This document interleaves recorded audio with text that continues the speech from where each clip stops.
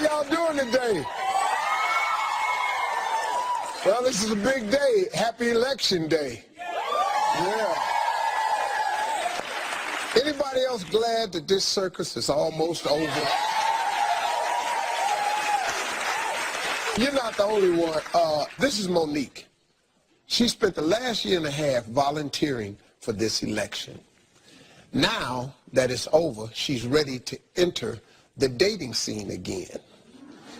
And so I've gathered 6 bachelors from 6 swing states who all want to take her out.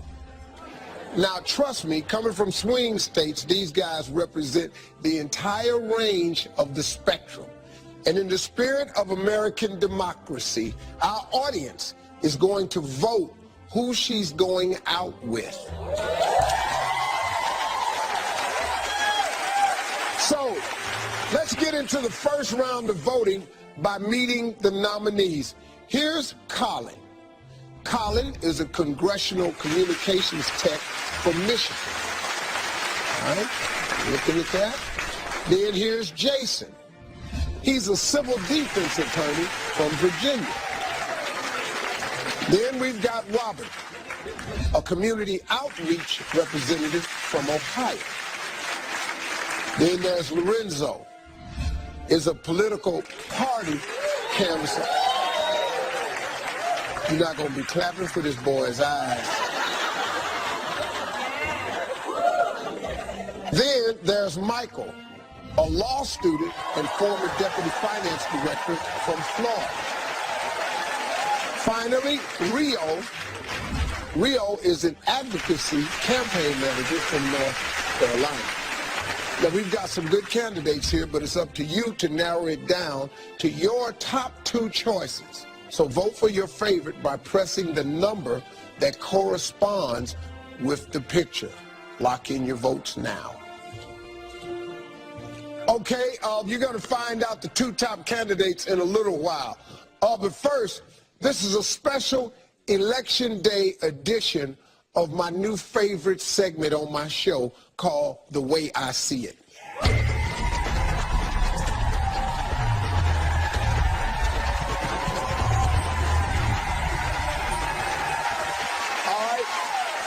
This has got to be the craziest and most bizarre election season of our lives. I mean, this has just been absolutely a circus. It's actually hard to pick the most outrageous moments, but I've tried. Oh, yes, I have. Here are my top, I can't believe that really happened, events from this election right here. All right, let's start with this one. Remember the time Hillary Clinton was being interviewed at the urban radio station Power 105 in New York, and she shared that she always keeps hot sauce in her purse. Now, critics were quick to accuse her of pandering to African Americans. That ain't pandering to African Americans. My mama never had hot sauce in her purse. What that got to do with us? Now, my mama did have Vaseline in a little piece of aluminum foil. She did have that, but it wasn't no damn hot sauce. Now, if you want to pander to us, put some fried chicken in there and a couple of watermelon slices while you on the radio, just pull out your watermelon and eat it. That's pandering. Then we'd be pissed off together. All right, we're talking about Ben Carson, who was the surgeon turned candidate. Ben Carson, who was one of the harshest critics of Obamacare, said that it was the worst thing since slavery. You must have been real busy in med school, and you missed all your black history studies.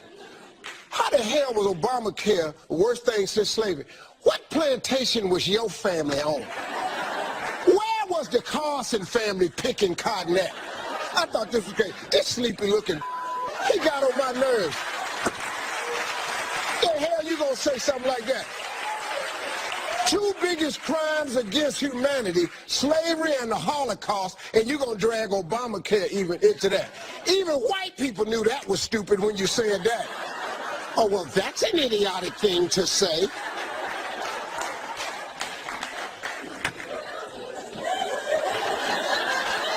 Am I going too far? I love this moment. I really do. And then there's the man, Donald Trump. It's almost too many stories to name. Like the time he showed support to Latinos by tweeting a picture of himself eating a taco bowl. That don't support Latinos. That support Taco Bell. I know Latinos ain't never been in Taco Bell before. How the hell you thought that was it? Then he bragged that he could shoot someone in the middle of the Big Apple and not lose support. Now that I actually believe. Then when he said he was building a giant wall between us and Mexico was going to pay for it. Or you could use your workers that work on your golf course because they don't make that much money either.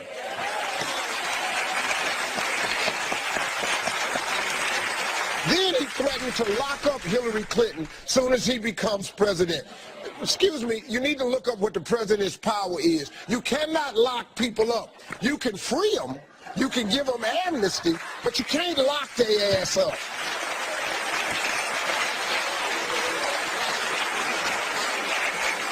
Then he was caught on camera saying that he takes what he wants from women and he dropped the P word in the process. You cannot be the president and use the P word. I've been doing stand-up 32 years. You can pull all the tapes I got. I got 8 specials on TV right now. I've never, ever disrespected a woman and used the P word in 32 years of comedy. We'll be right back. Stay tuned. It's Steve's Election Day special all hour long. I'm looking for an Obama type. Yes. My next guest, she spent over a year working on this election. Now that it's almost over, she's ready to date again. Please welcome Monique. So, Monique, tell us what you do. I work in media, and I'm in grad school. I'll be graduating in December, hopefully. Wow. Fingers crossed. And I've been in politics pretty much my entire adult life. I managed one of Obama's campaign offices here in Chicago in 2008, and then I supported him in 2012. And this particular season, I supported Bernie Sanders, but now I'm supporting the Democratic ticket. So I'm just thankful that it's over, like everybody else. I'm ready to take a deep breath. Okay, so what kind of guy are you looking for? I am looking for someone who is intelligent and driven. He has to be down to earth, though, too. He has to know his politics. But essentially, I'm looking for, like, an Obama type of guy who's, you know, has a good heart, cares about the community, still brilliant and ambitious. And an Obama type guy? Yes. Wow. I want someone who has potential to be presidential. Really? Yeah. Absolutely. Or who's willing to allow me to be presidential. That'll work, too.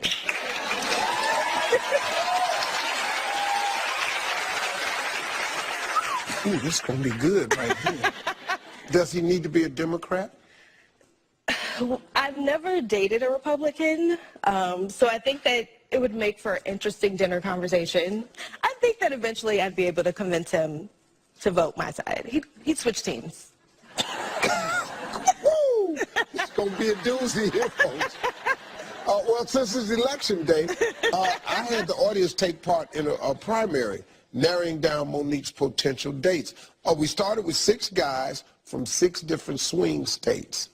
And the results are in. Let's meet the 2 candidates still standing who got the most votes. From the battleground state of Florida, we have Michael. And representing the Commonwealth of Virginia is Jason.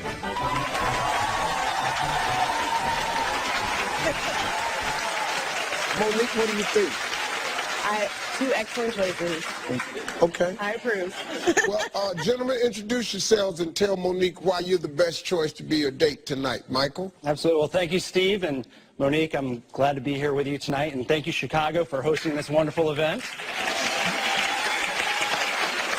Monique, like you, I am very passionate about democratic causes.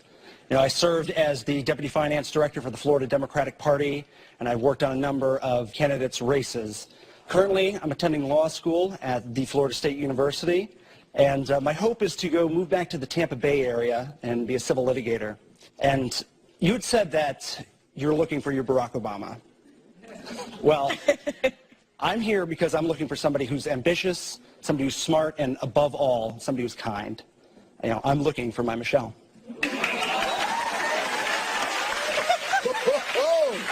Like the way you flip that, right? Jason?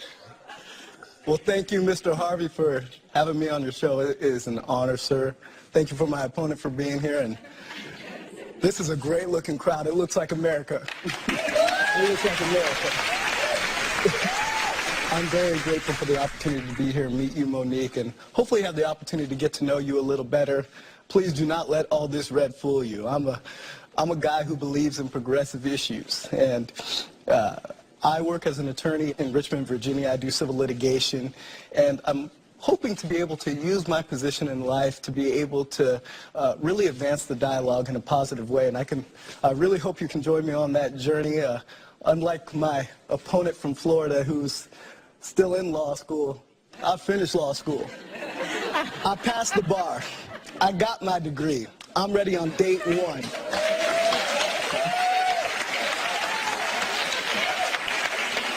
Well, Monique, they look like two good candidates for you because they damn sure don't sound like none of my friends. Monique, you've prepared some questions for the guys. What's your first one? I have. All right.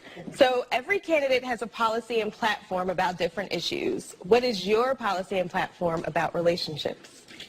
That's a great question, Monique. I'm really glad that you asked it. I'm looking for something stable, nurturing relationship. And I used to think that there was a time somewhere in the future where things would slow down and I could focus on finding the perfect woman. But things aren't slowing down, and if anything, they're speeding up. So I'm looking for somebody who can keep pace with me, a partner who, together we can take on any obstacle that might come in our path. That's very sweet. It's the truth.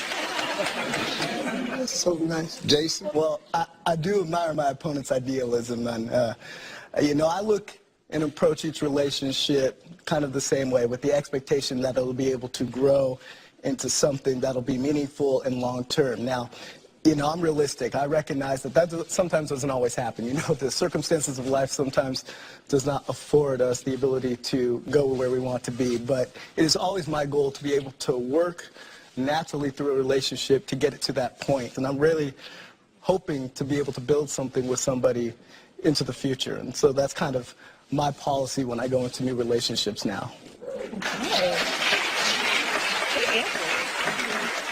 Okay, we all know that trustworthiness is a huge quality that voters look for in a candidate. So we're asking our audience, which date candidate do you believe is more trustworthy? For Michael, press 1.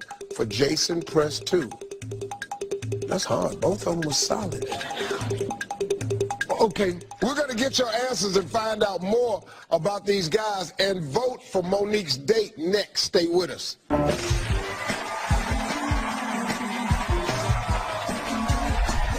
After the break, the swing date polls are closed and the audience has cast their votes. Tomorrow.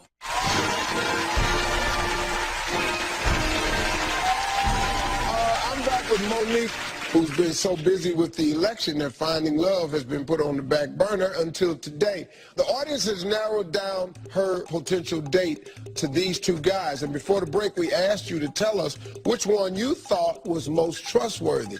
Let's see what you said. Are you kidding me? What? Are you kidding me? Are you kidding me? Are you kidding me? No way. This better not happen tonight at the actual polls. I can tell you. If that happened, we're in trouble. We won't have a candidate for a year and a half.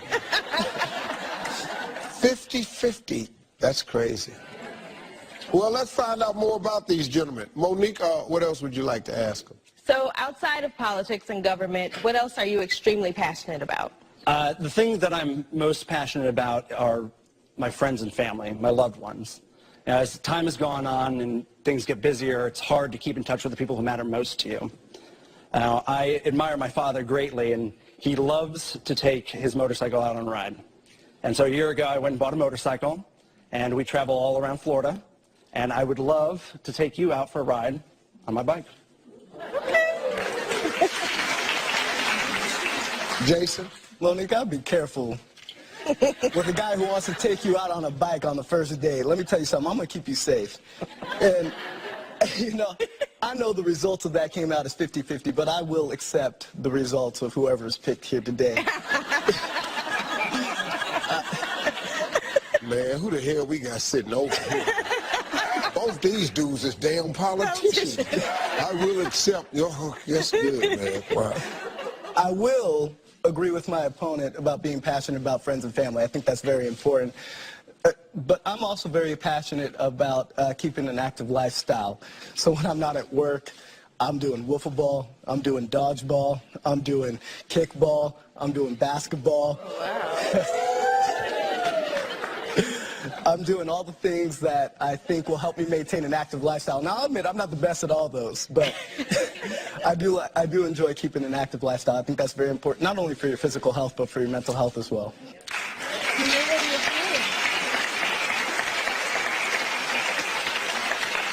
Well, we have time for your closing statements. This is unbelievable. Starting with you, Michael. Now, my opponent said a lot of really exciting things tonight, and it's got me thinking. You know, I spent a lot of time thinking about the nature of romance and dating, but the thing that makes love true and somebody the love of your life is commitment, and that's what I'm here for.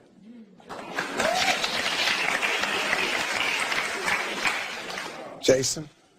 I think the most important thing about relationships is finding somebody that you're compatible with and that complements you, and somebody who shares the same values as you. I can just tell that you admire integrity. You're somebody who's very passionate about what she does and advancing the values that she believes in, and I'm somebody who hopes to be able to join you on that journey because those are also things that I care about. And unlike Florida, Virginia is for lovers. I hope you choose me. Audience, I'm going to go to you first. You have one more vote to cast. Who should take Monique out? Is it Michael or is it Jason? Michael is number one, Jason is number two. Lock in your votes. All right, here we go. Let's see the results. With 58% of the vote, Jason has the most votes. Jason with 58%. Of course, here in America, we have the popular vote, but the Electoral College actually picks the president. Monique, you're the Electoral College. Oh. Yeah, see, so will you go with Jason, who has the popular vote, only 58% though to 42, or Michael, who should you choose for a date?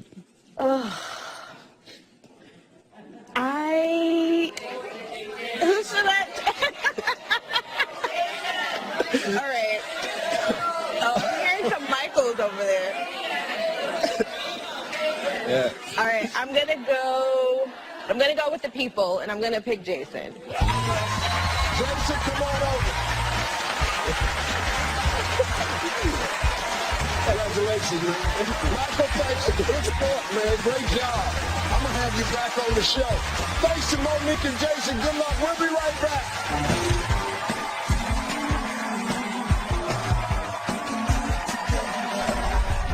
Don't go away. Steve sits down with a pint-sized political panel. If I were the president, I'd slice them prices in half. This election, everybody, is no doubt the craziest of our lifetimes. It's amazing to think that for young kids, this will be the first memory that they have about politics. This is the first one. So how are they interpreting all of this? Well, we want to know. So check this out.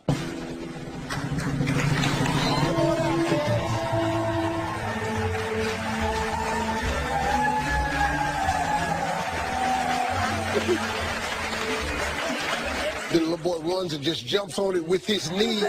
When the last time you ran and jumped on something with your knees?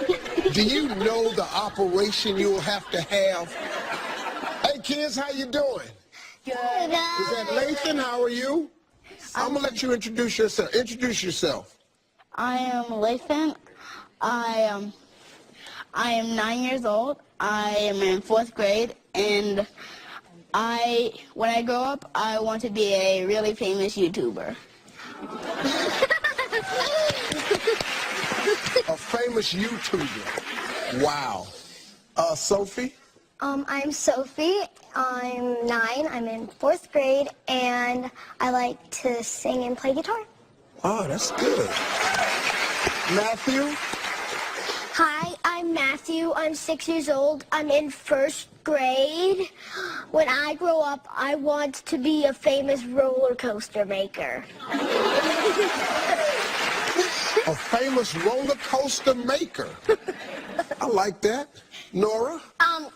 Famous Well, I'm Nora, and I'm 7.5, and when I grow up, I want to be a robot builder, but another word for it, it's a engineer.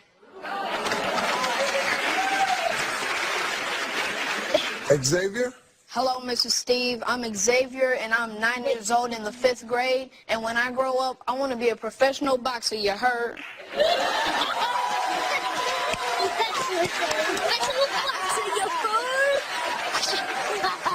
You can do it, man. Anything's possible. Okay? Maricine? My name is Maricine, and I'm 6 years old, and when I grow up, I want to be a doctor. Wow. That's pretty good. Cute kids. Let me ask you guys a question. You know, we're going to be electing a new president. What do presidents do? Nora? They take care of the world and make sure everybody's safe and everybody's following the rules. Following the rules. Wow. You better tell that to one of them. Maricine? A president's job is to make sure everyone follows the laws and obeys them correctly. And he also has to make sure the country is a good place for people to live. Matthew? They're a guy or a girl who lives in a White House. Yeah. Yeah. For sure, man. Okay, Sophie? They make sure that the crazy, cool, weird, awesome country is in good conditions. Lathan? A president is a person who whips everybody into shape, and he stands for America, greatest country. What Russian movie this boy been watching? Xavier?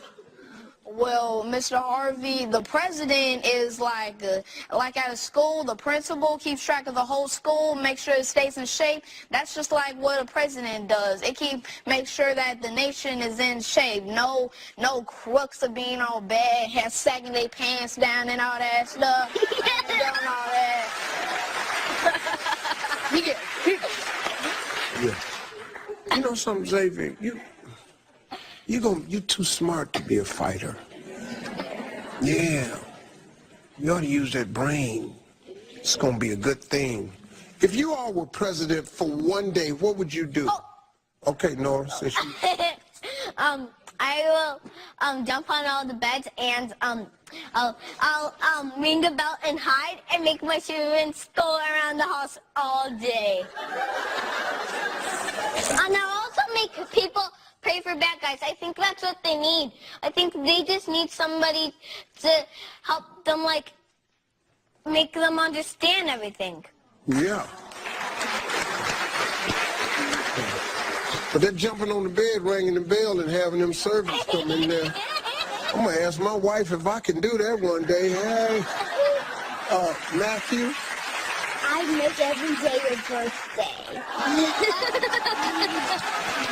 This dude right here. I Sophie? want cake. I would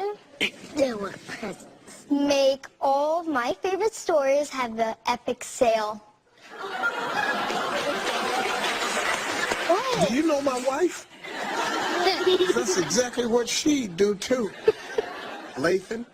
Mr. Harvey, you know how everything's all high prices? Well, if I were the president, I'd slice them prices in half. Make everything $1. Yeah. And also for you, Mr. Harvey. Yeah. Thank you, sir. Also for you, 100 times more size. Good one. Ladies and gentlemen, Bernie Sanders, campaign manager. Free stuff for everybody. All right, this is going to be good. I got more questions for the kids coming up next.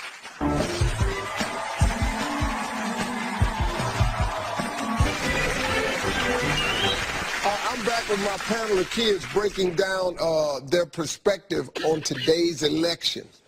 Okay, who are these two people right here? Matthew, oh, can't wait. Hillary Clinton and Donald Trump.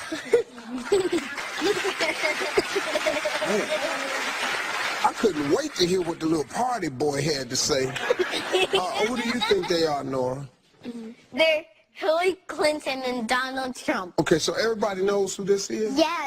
Okay, well, let's just move on then.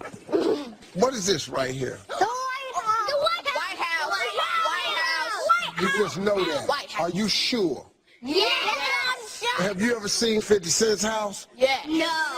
No. Yes. Never seen. You seen 50 Cent's house? Yep. Yes. Does it look like That's this? why you call 50 cents. He got that cash.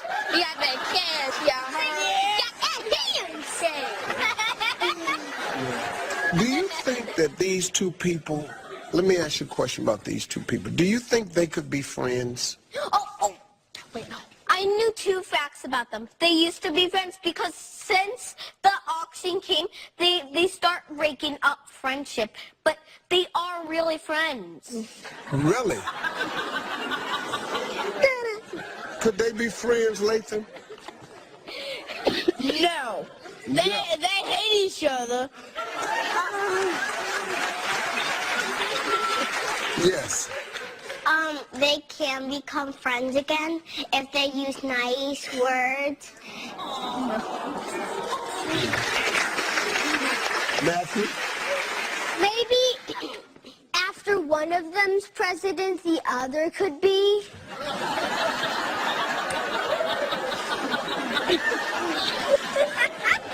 Could they be friends, Sophie? If they really wanted to, they wouldn't be talking like really mean to each other. Yeah. Yeah. Okay, Xavier. I think that they can become friends again, but first, Donald Trump, he got to stop being so rude and all that stuff and actually be nice to people and pass it on nicely, I heard.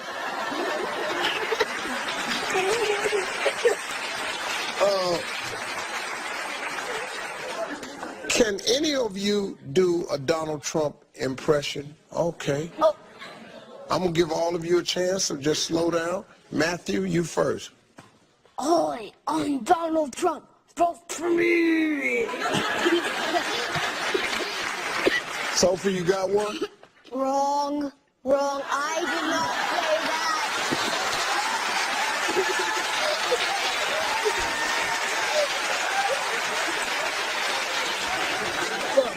that. Wrong.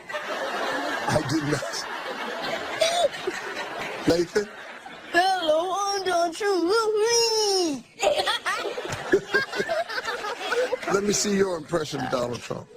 We need to build a big, tremendous wall.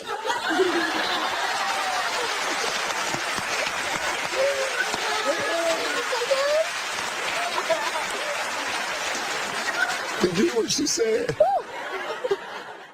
Nora? I wasn't doing a Trump voice, but I have one thing I want to say. You'll make a good president. Yeah, Mr. Steve Harvey! I'll go for you, Mr. Steve Harvey! I'll go for you! For you! Let me ask y'all something. Kids, are you familiar with the term background check? No. I don't even know what that means. I already know you are. Put your hand on it. Hey, folks, thanks to these future voters of America. We'll be right back.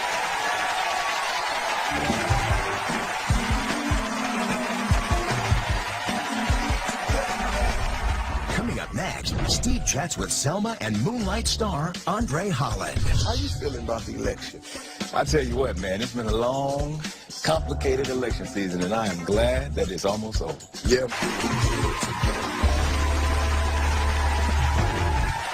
Well, folks, as the presidential campaign winds down, another campaign is heating up. I'm talking about the race for the Oscar. My next guest is an early front runner. He stars in Moonlight, already one of the best reviewed films of the year. Take a look. So, Shabba, what you looking at me like this? What, man? Come on, you just drove down here? Yeah. Like you was just on one, and you hit the highway.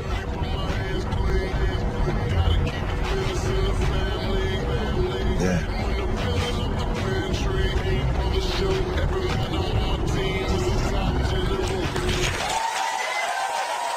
Please welcome Andre Holland.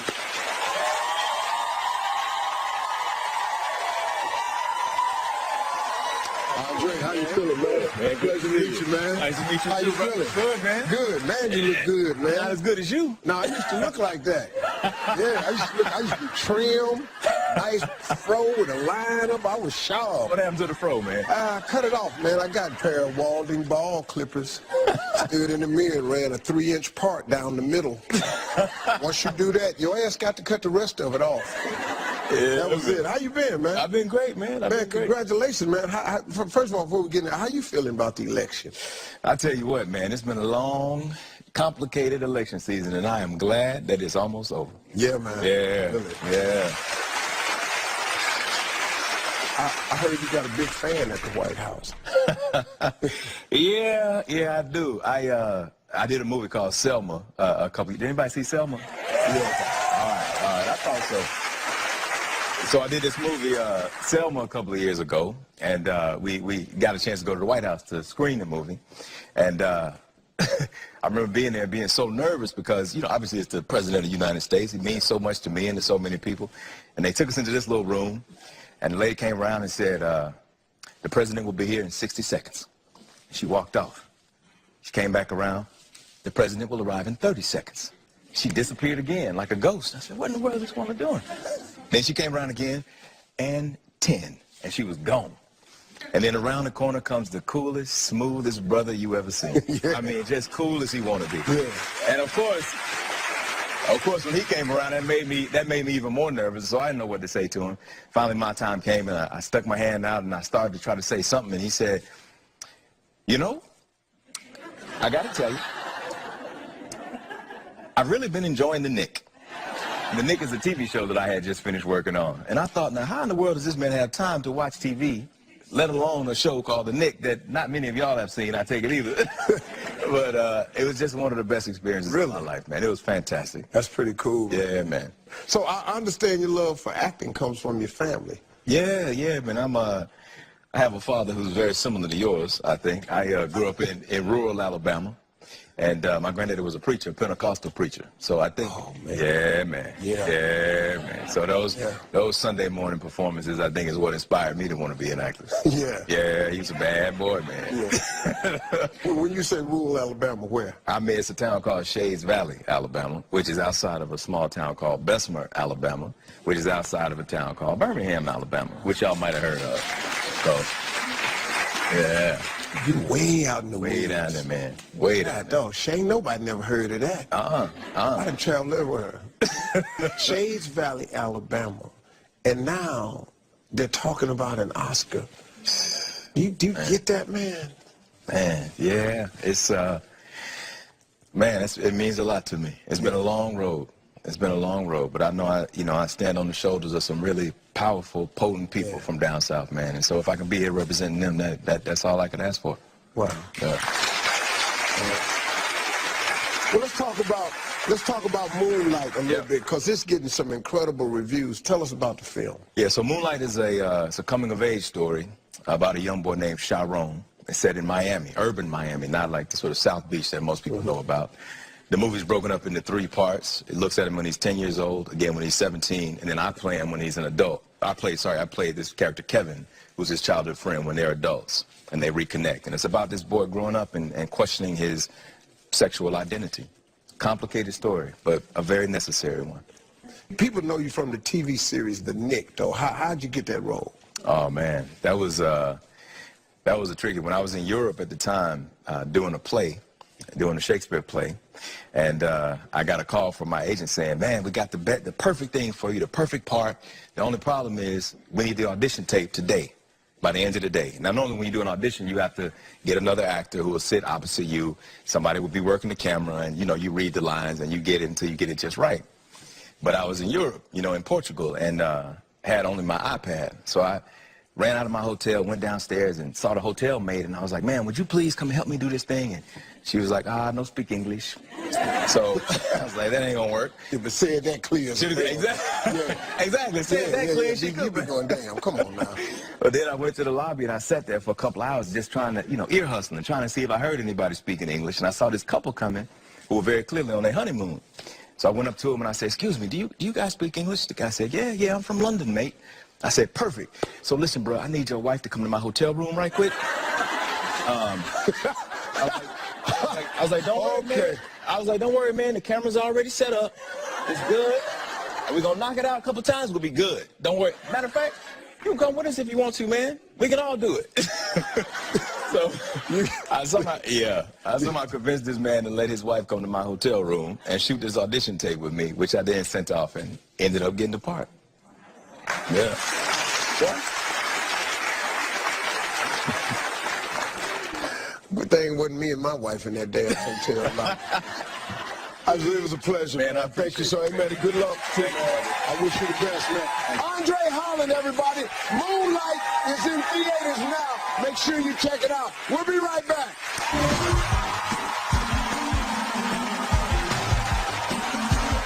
November on Steve.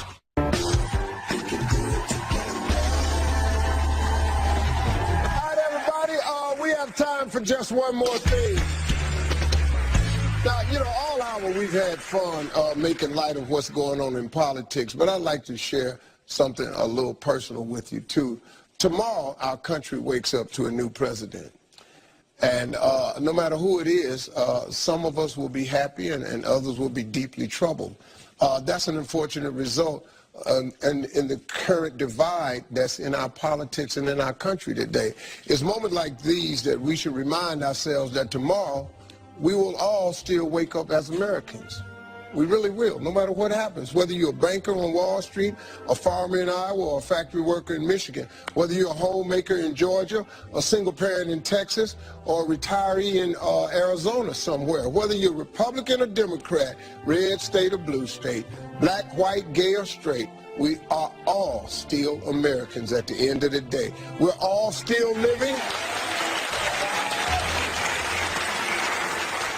We are all still living in the greatest country on earth. We're all still striving to do our best for our families, our communities, and we're all still in this thing together. If it wasn't for this country being what it is, I would not be who I am today. This is a great country, regardless as to what anybody says. So, folks, please vote today. Please show your support for our beautiful country. God bless you, God bless your families, and God bless America all the time.